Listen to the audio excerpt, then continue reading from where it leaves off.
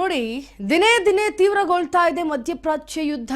ಇದರಿಂದ ಭಾರತದ ಮೇಲೆ ಎಷ್ಟರ ಮಟ್ಟಿಗೆ ಪರಿಣಾಮ ಬೀಳ್ತಾ ಇದೆ ಅಂದ್ರೆ, ಇಷ್ಟು ದಿವಸ ಗ್ಯಾಸ್ನ ಕೊರತೆ ಇತ್ತು, ಈಗ ತೈಲ ಅನಿಲ ಬಳಕೆ ಸಂಬಂಧಪಟ್ಟಂತೆ ನೀರು ಮತ್ತೆ ವಿದ್ಯುತ್ ಮೂಲಗಳು ಎಲ್ಲವೂ ಕೂಡ ಟಾರ್ಗೆಟ್ ಆಗ್ತಾ ಇದೆ.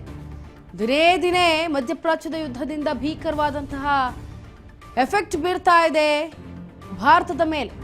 ಟ್ರಂಪ್ ವಾರ್ನಿಂಗ್ಗೆ ಇರಾನ್ ಡೋಂಟ್ ಕೇರ್ ಅಂದಿದೆ. ಇಸ್ರೇಲ್ ಮತ್ತು ಮಿತ್ರ ರಾಷ್ಟ್ರಗಳ ಮೇಲೆ ಕ್ಷಿಪಣಿ ದಾಳಿಯನ್ನ ಮಾಡೋದಕ್ಕೆ ಮುಂದಾಗಿದೆ. ಹರ್ಮುಜ್ ಮುಕ್ತಕ್ಕೆ ಡೆಡ್ ಲೈನ್ ಅನ್ನ ನೀಡಿದ್ದ ಟ್ರಂಪ್ ಈಗ ವೈರಿ ರಾಷ್ಟ್ರಗಳಿಗೆ ಹರ್ಮುಜ್ ಬಂದ್ ಅಂತ ಪುನರುಚ್ಚಾರ ಮಾಡಿದೆ.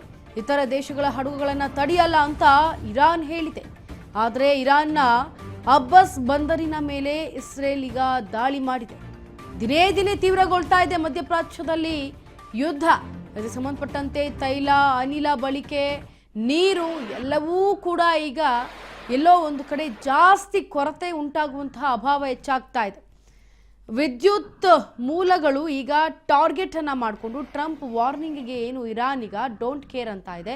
ಇನ್ನು ಇಸ್ರೇಲ್ ಮತ್ತು ಮಿತ್ರ ರಾಷ್ಟ್ರಗಳ ಮೇಲೆ ಕ್ಷಿಪಣಿ ದಾಳಿಯನ್ನ ಮಾಡಿತ್ತು.